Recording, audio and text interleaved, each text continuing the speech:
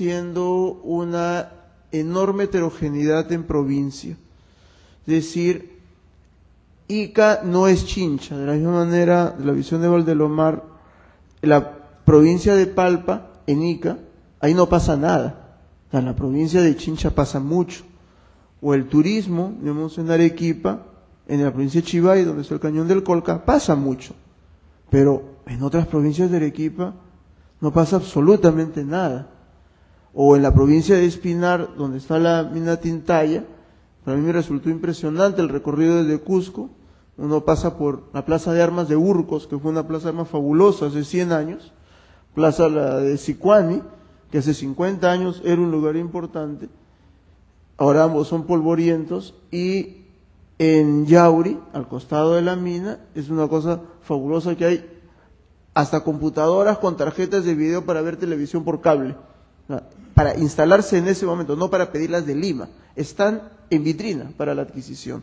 Entonces, esto va a producir hacia futuro un enorme fraccionamiento al interior de las provincias, en donde, si bien, y ahí vienen las mentiras en las estadísticas, el promedio de la pobreza se reduce.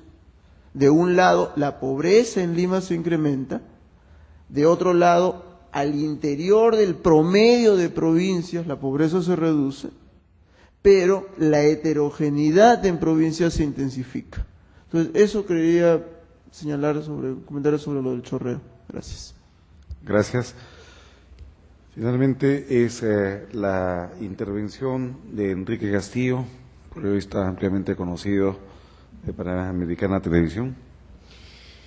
Muy buenas noches a todos. Mi agradecimiento a la Universidad de San Martín, señor rector, a Hugo Guerra también, por esta posibilidad que nos dan de estar aquí. Yo quisiera tocar el tema más del lado político y constatar, a través de todas las cifras que nos han dado, que la próxima campaña electoral de pronto será la campaña de los mudos, porque esta va a ser definitivamente una campaña bien pobre, creo yo, de propuestas. ¿Y por qué razón? Porque todos se están cuidando. Nadie quiere hablar, nadie quiere confrontar, nadie quiere, y perdone la expresión, meter la pata. Yo, al ver las cifras que nos muestran las encuestadoras, constato algunas cosas bien interesantes. La primera de ellas, que los que están subiendo en las encuestas son los que menos hablan, los que más se cuidan, los que más se esconden. Valentín Paniagua nos decía, Manuel Torrado ha tenido una estrepitosa caída. Bueno, sí, pero no ha desaparecido, ahí está, entre los 3 primeros. Y cuando nos ha dado la intención de voto en segunda vuelta entre Lourdes Flores y Valentín Paniagua, ¿quién gana? El mudo. Si constatan ustedes en qué momento sube Lourdes Flores, es cuando deja de aparecer en todas las entrevistas y en todos los escenarios. Cuando se empieza a cuidar, cuando no aparece, cuando deja de hablar, es cuando empieza a subir. Alan García, en cambio, ¿por qué se sigue cayendo? Porque sigue hablando. Esa es una constatación. Ollanta Humala está haciendo un trabajo que tiene más que ver con la provincia, está viajando mucho. La plaza de Lima no es una plaza que le importe mucho, no es una plaza a la cual le entra de lleno, la está dejando. ¿Y qué está haciendo en su trabajo en Lima? Trabajo en conos. Ha contratado espacios radiales en los conos, en las radios que nosotros ni siquiera conocemos a veces. Radio Planicie, Radio Comas, Radio Tahuantinsuyo, ¿no es cierto? Ahí está trabajando, evitando una confrontación. Entonces, lamentablemente, vamos a tener una campaña pobrísima de propuestas, ¿no es cierto? Y sí, grandes frases generales y grandes ejes. Es el mito del consenso, el mito del acuerdo nacional. Es decir, los políticos nos muestran una realidad irreal. Ellos nos muestran grandes acuerdos en aquellos puntos en los que nadie puede estar en desacuerdo. ¿Qué nos dicen? Hay que mejorar el nivel de la educación, hay que mejorar la calidad de la educación. ¿Alguien puede estar en desacuerdo? Hay que triplicar las exportaciones. ¿Alguien puede decir que no? Agua para todos. Dígame, ¿quién levanta la mano diciendo que está en contra?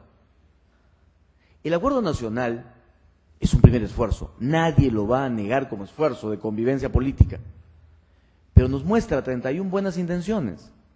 La primera de ellas ya incumplida, la educación. Y el presupuesto es 0.25 para la educación. Los políticos nos muestran entonces la gran disposición a ponerse de acuerdo, pero después generan la gran frustración que nos muestran estos trabajos, ¿no es cierto? A ver, simplemente, la percepción o la decepción frente a las promesas. La promesa del diálogo, muerta. La promesa del consenso, muerta. La promesa de la acción, muerta. La promesa de la renovación, no existe. Mejor dicho, incumplida.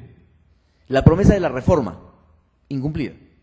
La promesa de la realización de los pueblos más pobres, incumplida.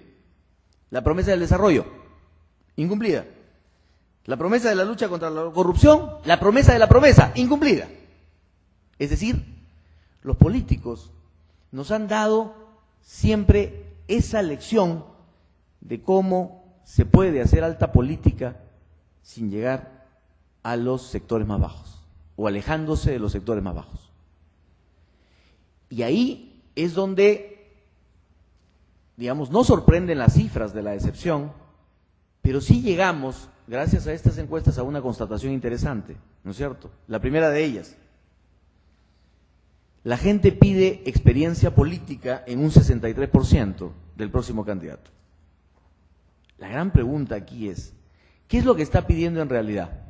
¿Experiencia política partidaria o experiencia de gestión?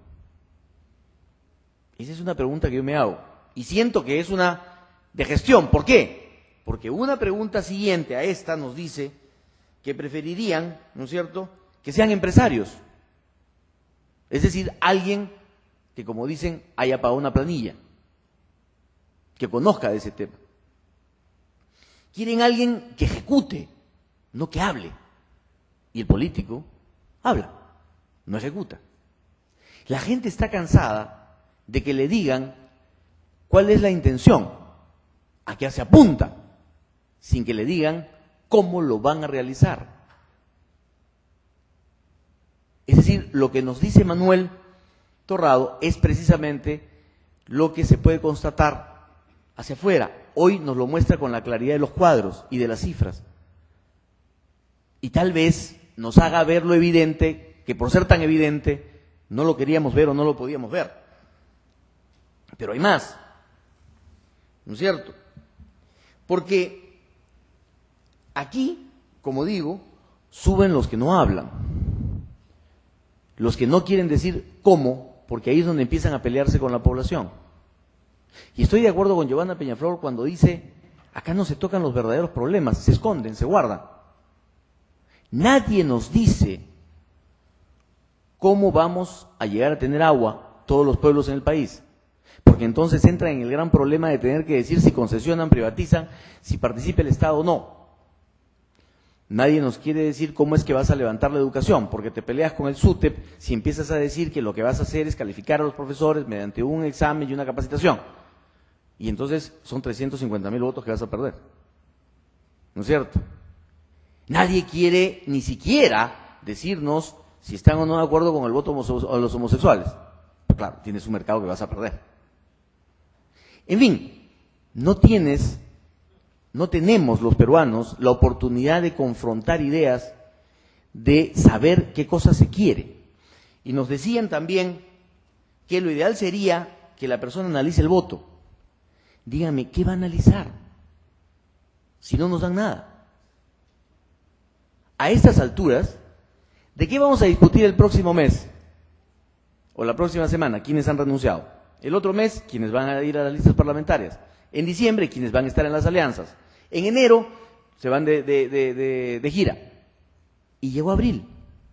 ¿Qué tiempo ha habido para confrontar posiciones y para confrontar programas y esquemas? Ninguno. ¿No es cierto? Claro, si me voy a juntar en las alianzas en base a que tenemos que derrotar la pobreza, de acuerdo, tenemos que levantar la educación, listo, tenemos que darle trabajo a todos, lindo, agua para todos, perfecto. Bueno, en base a eso pues se hizo la Alianza de Unidad Nacional cuando estuvieron Lourdes, Drago y Risco. Hoy ninguno de los tres puede sentarse junto en una mesa a armar otro plan de trabajo, ¿no es cierto? Porque los tres tenían esa misma intención. En el cómo, que nunca lo tocaron, es donde se empezaron a divorciar. Y se divorciaron definitivamente. Y para ir terminando, efectivamente no hay, lamentablemente, una visión de qué cosa es lo que realmente necesitamos. Hay más bien una visión de qué nos quieren ofrecer. No hay una indagación de qué es lo que los peruanos, en un nivel inferior y cada vez más abajo en las estructuras socioeconómicas, necesitan. Y cuando nos hablaban de los sectores altos, medios, bajo inferior, bajo superior, yo me preguntaba si este país de pronto no empezaba a cambiar. Y de pronto tendremos que empezar a hablar de la élite, de la clase media, del grupo emergente y de un grupo urbano marginal o rural sin esperanza. Porque siento que el Perú va cambiando de alguna manera en su estructura y va a empezar a caminar al ritmo que le va a marcar un grupo emergente que esté en Los Olivos, que está, no sé, en tantos sitios, ¿no es cierto?, donde ahora el esfuerzo económico va teniendo una connotación muy clara. Pero ese es lo que en algún momento, estimo yo, se denominó pues la cultura chicha. Es decir, un grupo emergente que va empujando hacia arriba, que al comienzo era rechazado por la clase alta, porque, claro, dinero en mano trataba de abrirse paso, pero era pues el rey de la papa o el rey de los pollos, entonces trataba de abrirse paso y era rechazado. Hoy ya eso no existe. Se han cerrado esas brechas y es ese grupo el que empieza a empujar hacia arriba y a mandar a los de arriba a Miami o a otro sitio. Entonces, los políticos no han visto, creo todavía, que el Perú ha cambiado y que ese grupo emergente es el que le está dando un nuevo rostro y una nueva cara al país. Preocupa el divorcio. Entonces, no sorprende que esa gente diga, contigo no quiero, tú me has hablado todo el tiempo y me has mentido todo el tiempo, me has engañado todo el tiempo y yo no quiero más palabras, quiero acción. Tráeme a alguien que ejecute. No importa si fusila a los corruptos, pero hace, ¿no es cierto? No importa de dónde viene, pero yo de dónde vine. Yo empecé con un gin vendiendo en la calle, entonces ahora soy lo que soy. ¿Tus carteles, tus títulos me van a impresionar? No. Por eso siento que el Perú ha cambiado y que los políticos no son capaces de darse cuenta que están enfrentando a un electorado totalmente distinto a los que enfrentaban en los años 80 o en los años 90. Ya no es el mismo. Nuestra juventud ha cambiado. Lo constatábamos el otro día en un programa Impulso. Entrevistábamos a Luis Bedoya Reyes y el rating fue el más bajo de todos los programas, 3%. 3%. Y alguien, conversando con una persona, le dije, ¿tú te puedes imaginar Bedoya? Todo el mundo escribió sobre Bedoya los siguientes 3 días. ¿Saben qué me dijo? Una cosa que me hizo reflexionar. Me dijo, oye, pero en este tiempo, a ver, pregúntale a un hincha de Alianza qué piensa de Pitín Segarra o de Perico León. Te va a hacer así y va a decir, ¿quiénes son? Lo mismo se están preguntando ahora. Bedoya, Villanueva, dentro de poco, Belaúnde, ¿quiénes son? El divorcio entonces entre la clase política y la población se hace cada vez más grande y evidente. ¿Por qué? Porque los de arriba discuten lo que les conviene y lo que todavía les alumbra. Los de abajo requieren de una conversación sobre lo que necesitan y lo que se debe hacer. Y ese divorcio, lamentablemente, no creo que ni en esta ni en la siguiente elección se vaya a arreglar. Gracias.